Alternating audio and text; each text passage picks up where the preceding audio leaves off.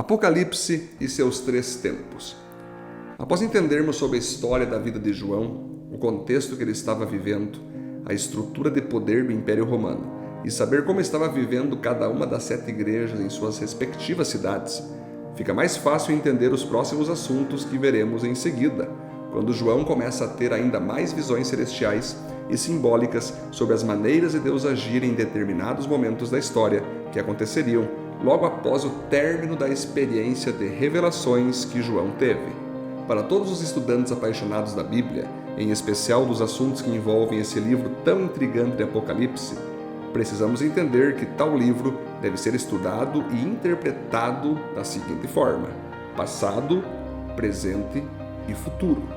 Sim, devido ao Apocalipse ter sido escrito há quase 2000 anos atrás, temos que entender que muitas palavras proféticas que Deus disse que aconteceria, já aconteceu, quando cada uma das 7 igrejas cumpriu seu propósito de existência na Terra, logo que suas cidades foram destruídas e quando todo o Império Romano foi conquistado, deixando com o passar do tempo de existir. Analisando Apocalipse dessa forma, precisamos ter a humildade teológica para aceitar que muitas coisas escritas por João já aconteceram e estão na história, cabendo a cada um de nós, interpretadores da Bíblia, estudar e se inteirar quais acontecimentos já se passaram que cumpriram determinadas visões e profecias. Devemos ter a vigilância teológica para observar em nossa história atual o que está se cumprindo nos dias de hoje, assim como precisamos ter o cuidado teológico para interpretarmos o que Apocalipse aponta para o futuro, evitando se render a misticismos, teorias da conspiração infundadas e orgulhos teológicos que visa apresentar para as pessoas datas que tais coisas ocorrerão e pessoas que estarão agindo como a besta ou como o anticristo. Devemos entender que por mais que Apocalipse significa revelação, como vimos no início da série, precisamos lembrar do texto de Deuteronômio 29:29 que diz: as coisas encobertas pertencem ao Senhor nosso Deus, mas as reveladas pertencem a nós e aos nossos filhos para sempre, para que sigamos todas as palavras dessa lei. Portanto, nós, estudantes do livro de Apocalipse, devemos fazer de tudo para entender e identificar o que foi revelado dentro da revelação e anunciar para as pessoas com convicção essas descobertas. Mas devemos sempre lembrar e aceitar que dentro dessa revelação existem coisas que pertencem só a Deus saber e aplicar no seu devido tempo, contexto e geração, conforme Ele determinou e estabeleceu para si mesmo.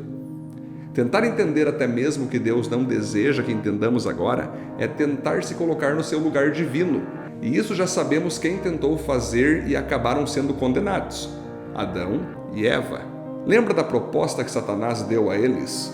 Comam desse fruto proibido e serão como Deus, tendo o mesmo conhecimento dele. Assim continua agindo o inimigo de nossas almas, até mesmo dentro de nossas igrejas e escolas de teologia, levando cristãos, líderes e pastores a tentarem se colocar no lugar de Deus em assuntos que não são de sua alçada, pois não foram autorizados pelo divino a saber, entender e muito menos afirmar tais colocações para as pessoas lideradas por eles, que acabam por ficarem confusas, com medo do amanhã e buscando a Deus para fugirem do inferno e não porque amam sua presença.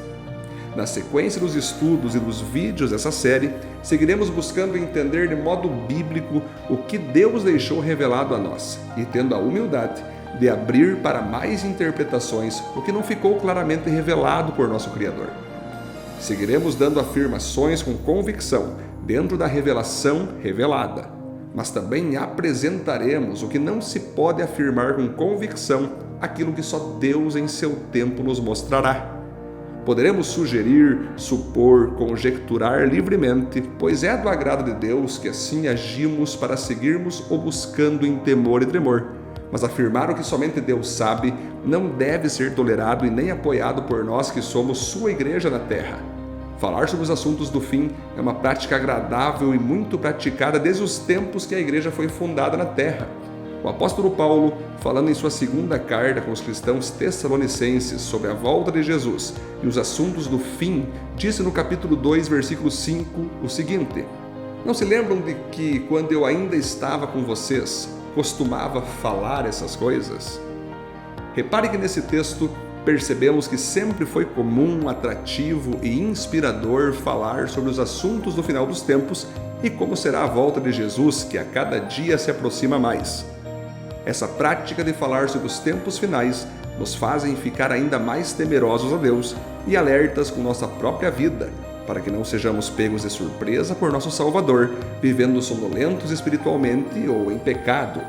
Falar sobre tempos do fim nos faz observar nossa vida no presente. Por isso vale a pena e devemos incentivar e falar sobre todos esses assuntos. Porém, devemos falar com cautela, cuidado e humildade, levando a todos a entenderem que o que cabe a nós podemos usufruir, mas o que cabe a Deus, devemos confiar que Ele agirá da melhor forma e em favor de seus filhos. Uma frase que resume o vídeo de agora: